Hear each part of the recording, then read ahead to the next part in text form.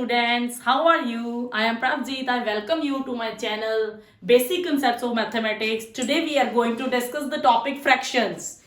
Fractions topic discuss करने जा रहे हैं. ये टॉपिक आपको RS अग्रवाल की बुक फाउंडेशन मैथमेटिक्स में मिलेगा जो ICSE कोर्सेज में लगी है, ICSE सिलेबस के अकॉर्डिंग. ये चैप्टर 4 है हमारा, फ्रैक्शंस 6th क्लास का है. ठीक है, ये वीडियो 6th क्लास के स्टूडेंट्स के लिए है. सबसे पहले आपको ये देखना है कि फ्रैक्शंस होता क्या है. फ्रैक्शंस क्या होते हैं? आपने होल नंबर्स के बारे में पढ़ा है इससे पहले, आपने नेचुरल नंबर्स के बारे में भी पढ़ा इससे पहले. ठीक है, तो हम एक नेचुरल नंबर लिखते हैं. 1 इज नेचुरल नंबर, ये 1 हमने नेचुरल नंबर लिख लिया. ठीक है, अब एक एग्जांपल लेते हैं.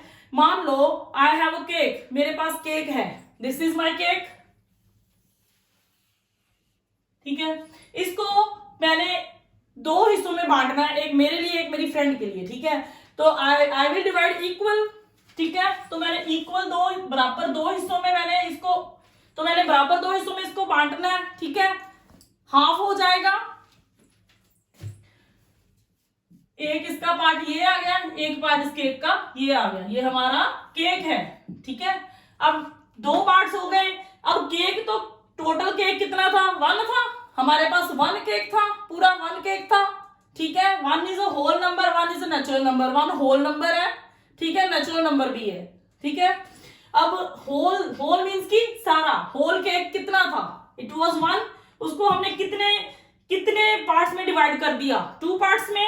1 को हमने डिवाइड किया, डिवीजन का साइन है, डिवाइड किया 2 पार्ट्स में. ये बेटा होल क्वांटिटी है जो हमारे पास थी. ठीक है, ये क्या है? इसके हमने जितने पार्ट्स किए, हमने 2 पार्ट्स किए. ठीक है, तो हमारे पास ये टोटल क्या आ गया? ये हमारे पास क्या आ गई? टोटल क्या है? फ्रैक्शन. ये हमारे पास क्या आ गया? फ्रैक्शन आ गई. हमने होल को पार्ट्स में डिवाइड कर दिया तो हमारे पास वी गॉट द फ्रैक्शन. इसको हमने क्या बोलना है? फ्रैक्शन. तो फ्रैक्शन के कौन से पार्ट्स होते हैं? फ्रैक्शन के 2 पार्ट्स होते हैं. एक यहां पे आपको 1 दिख रहा है, एक 2 दिख रहा है. ठीक है, तो 1 इज कॉल्ड न्यूमिरेटर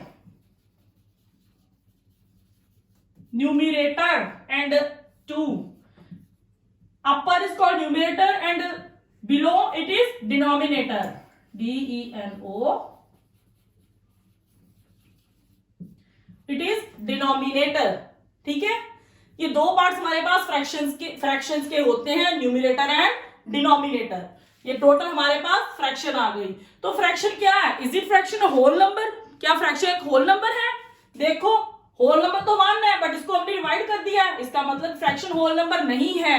ठीक है, तो what is fraction? Fraction is not a whole number but it is a part of whole.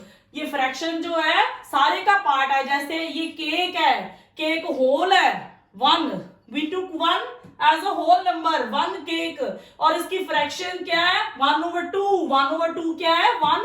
इसको हम 1/2 या 1/2 बोलेंगे. अब फ्रैक्शन की एक प्रॉपर्टी है जो हमने यहाँ पे डिस्कस करनी है, वो क्या है? Equivalency, equivalent fractions. अब इक्विवेलेंट फ्रैक्शंस डिस्कस करने जा रहे हैं.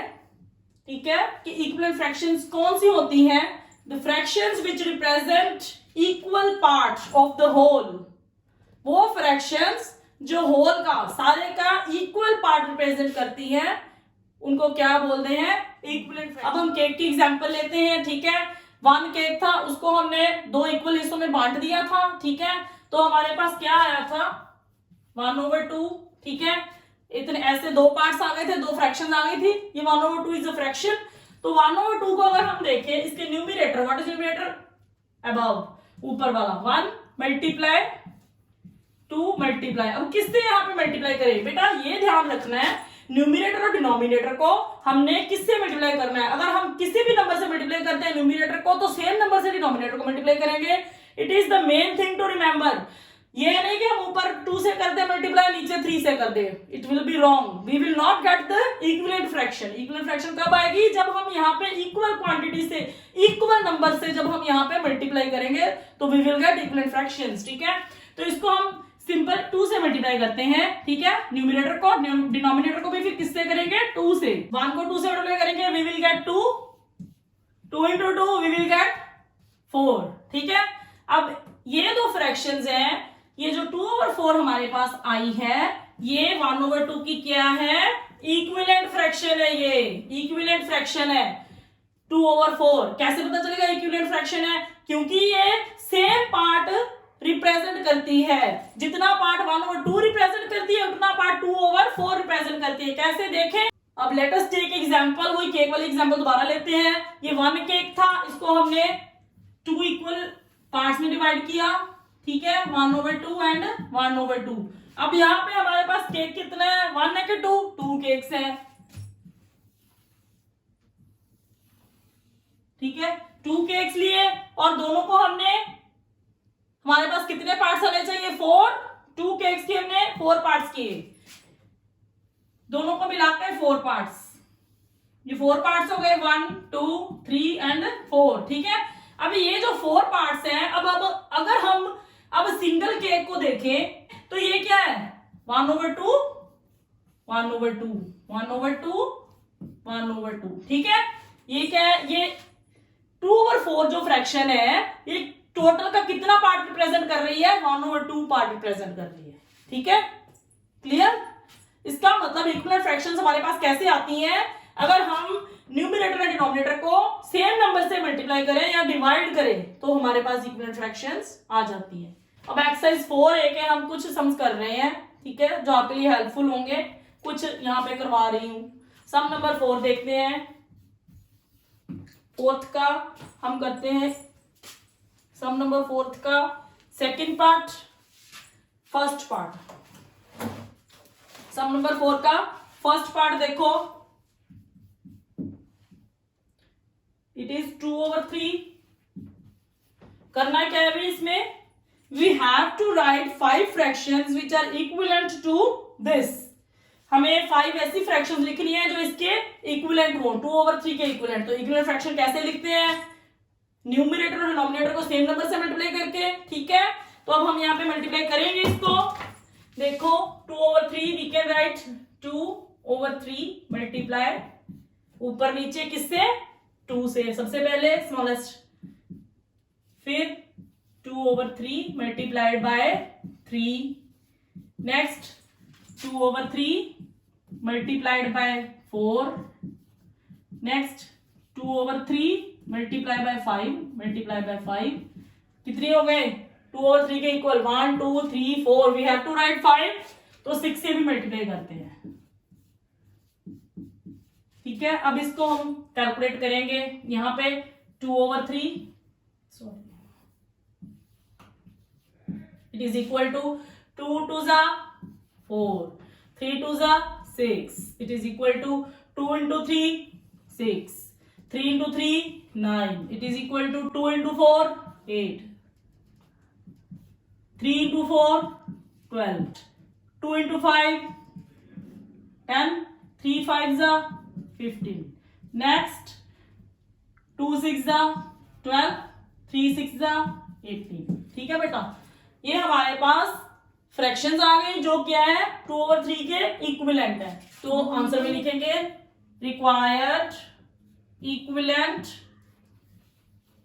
फ्रैक्शंस ऑफ 2/3 आर क्या, कौन सी है, 4/6, 6/9, 8/12, 10/15 and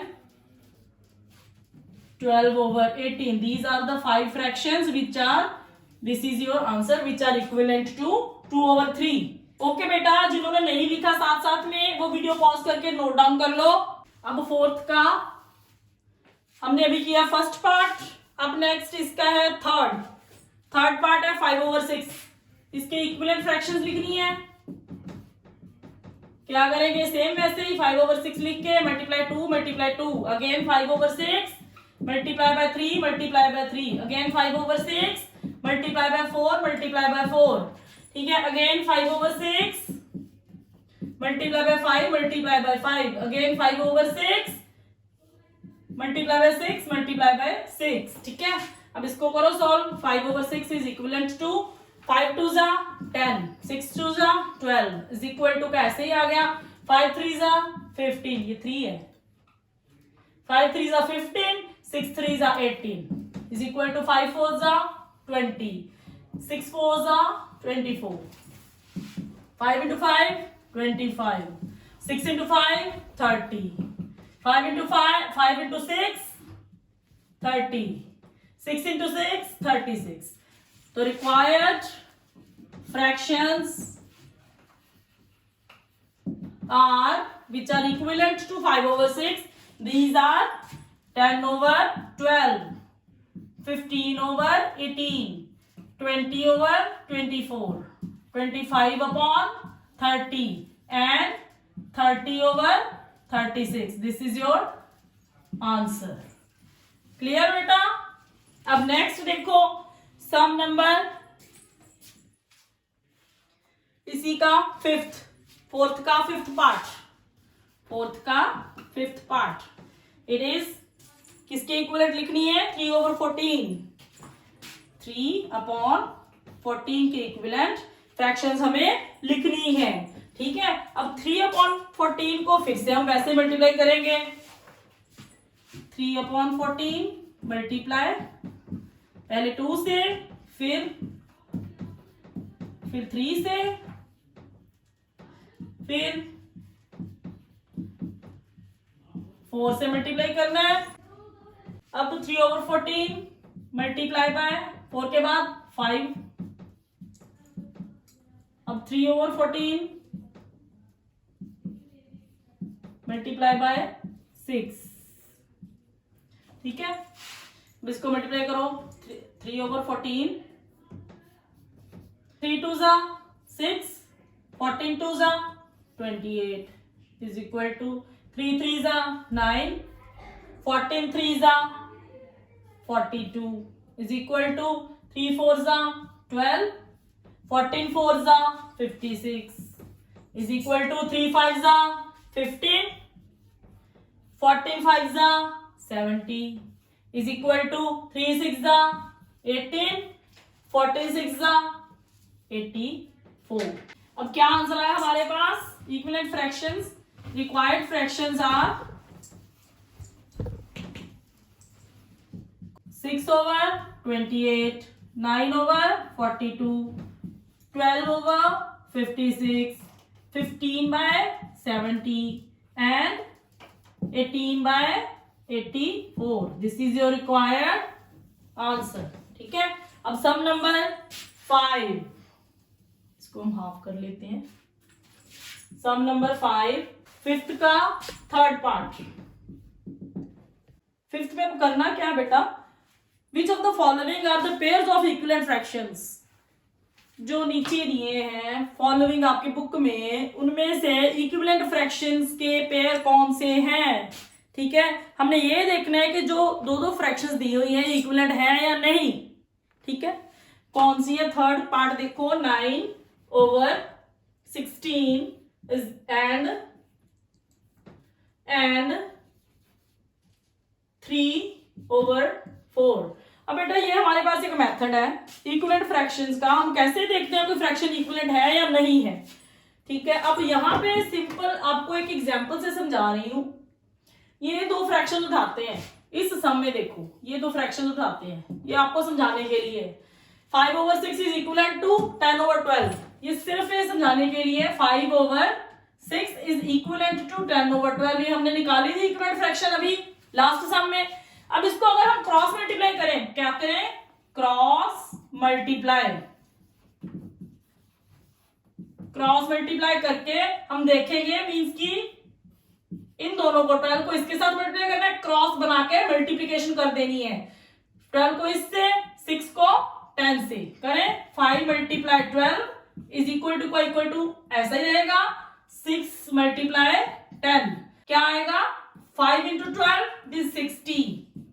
6 into 10 it is. अब ये देखो बेटा, ये जो हमारे पास लेफ्ट हैंड साइड और right hand side equal to की दोनों क्या आ गई? इक्वल आ गई है. क्यों आई इक्वल? क्योंकि ये दोनों क्या थी? इक्विवेलेंट फ्रैक्शंस थी. ये हमने लास्ट सम में खुद निकालनी थी कि ये इक्विवेलेंट फ्रैक्शंस है. ठीक है, इसका मतलब इक्विवेलेंट फ्रैक्शंस को अगर हम क्रॉस मल्टीप्लाई करें तो दोनों साइड्स क्या आएंगी? इक्वल आएंगी. ठीक है, अब हम कैसे चेक करेंगे? हम सिंपल मेथड है क्रॉस मल्टीप्लिकेशन मेथड, यही वाला. ठीक है, हम कैसे करेंगे? ये जो हमें दो फ्रैक्शंस दी हैं इनको हमने क्या करना है, इसी तरह क्रॉस मल्टीप्लाई करके देखना है, ठीक है। अगर तो लेफ्ट हैंड साइड और राइट हैंड साइड इक्वल आ गए हैं तो वो फ्रैक्शंस क्या है, इक्विवेलेंट है। अगर नहीं है तो फ्रैक्शंस क्या है, नॉट इक्विवेलेंट, ठीक है। चलो हम सम करते हैं। अब ये सिर्फ आपको एक्सप्लेन किया method which you are going to use, ठीक है। इसको भी हम रब कर देते हैं।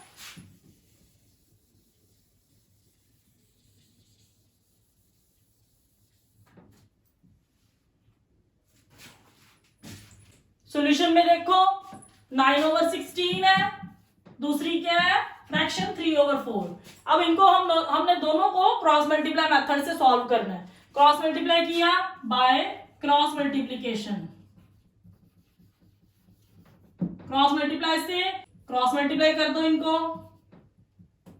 9 × 4, 9 4 जा 36, 16 into 3, 16 3 जा 48, ठीक है। अब ये इक्वल है, बोलो नहीं, ये नहीं इक्वल, क्यों, 36 is less than 48। These are not equal, 36 and 48। 36 is not equal to 48 because, हम ऐसे लिखेंगे, because 36 is not equal to 48, therefore 9/16 and 3/4 are not equivalent fractions, ठीक है बेटा। दिस इज योर आंसर, ये आपका आंसर है। This is your required answer के 9/16 and 3/4 are not equivalent fractions. Next इसी का बेटा, ये जिसने नोट नहीं किया अब नोट कर लो, फिर नेक्स्ट करते हैं सम्स। नेक्स्ट है फिफ्थ का फिफ्थ पार्ट। फिफ्थ पार्ट क्या है, 7/11 and 21/32। 7/11 and 21/32. These are the two fractions. We have to find whether these are equivalent or not. Same method, cross multiplication. Solution में आओ। We have 7/11 and 21/32। इसी को हमने cross multiply किया तो we get 7 × 32। इसको मल्टीप्लाई किया, 7 को 32 से मल्टीप्लाई करो, 7 2 जा 14, जगह 4 1 बच गया, 7 3 जा 21 एंड 1 22, ठीक है। नेक्स्ट 11 × 21, इसको मल्टीप्लाई करो, 11 1 जा 11, 11 का 1 आ गया, 1 बच गया, 11 2 जा 22, 22 एंड 1 23, ठीक है। Because 224 it is not equal to 231, therefore 7/11 and 21/32 are not equivalent fractions. This is your answer. Next देखो बेटा नोट डाउन कर लो पॉज करके। Next sum is sixth sum. Sixth का पार्ट नंबर 1 फर्स्ट है 4/5 विद न्यूमरेटर 32।